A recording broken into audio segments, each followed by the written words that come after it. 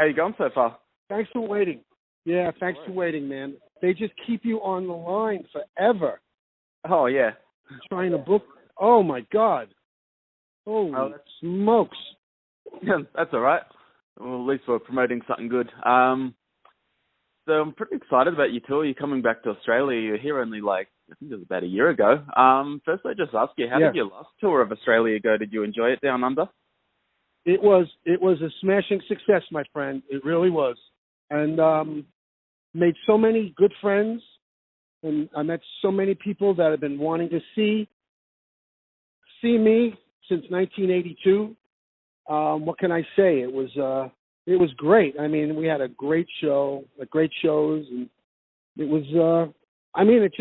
We can't wait to start it. We can't wait to do it again. I mean, because the band is just gets better and better.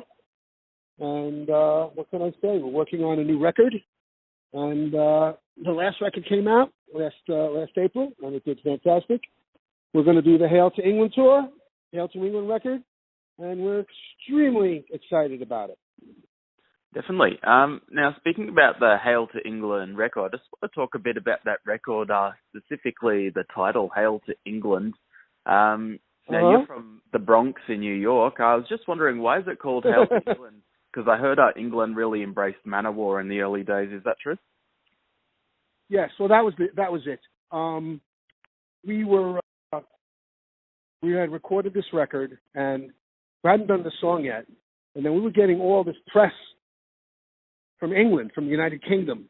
Kerrang, Melody Maker, Music Maker. We had all these writers talking about the band, and and so much fan mail came from the UK from us, and we said this is unreal. What should we call the record? So we came up with a song, and we said, well, you know what? It's going to be Hail to England, and that's the story. That's why we said it. Awesome. And, just thinking about Manowar in the early days, there was no other bands really, doing what you did, I guess, with the sound and, talking about, the themes that you talked about, like war and, battles and the whole kind of Conan theme. Was there any other bands that were similar to what you were doing at the time? Well, to be honest with you, there weren't. I mean, Ronnie Dio was having some, his music was a bit fantasy. He had the sword, but it wasn't quite as visual as we were. But definitely, I would say the closest would be Ronnie James Dio. And Ronnie definitely had a big part of creating Manowar. He introduced me to Joey DeMeo. I was in England. He introduced me to Joey. Joey was on the crew, and I was playing in this band called Shakin' Street. And Ronnie said that I should go meet Joey, and I said yes, sir, and I did. And the rest is history. Awesome. And I heard recently you did a few shows. One show was at Bloodstock with the absolute legend KK Downing from Judas Priest. I was just wondering, how did you end up getting him to come play with your band? Well, that's a great question too. We did it about 3 weeks ago, at Bloodstock.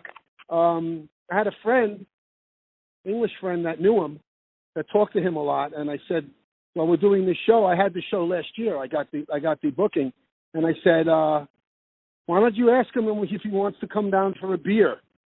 Come down, hang out with us, because he lives right there. I said, wouldn't you like to come down for a beer? And then I said, well, why don't you ask him if he wants to play a couple of songs with us? And that's how it got there. It just kept, the whole thing just kept, morphing, and evolving until he said, yeah, KK wants to play. And it was a perfect spot for him to come. He hadn't played in 10 years, and we did it. That's awesome. So he was a pretty, down-to-earth kind of person. Was he easy to work with?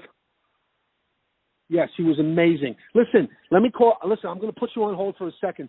Another Australian call is coming up. I'm going to come right back to you. Okay? Just give me a second.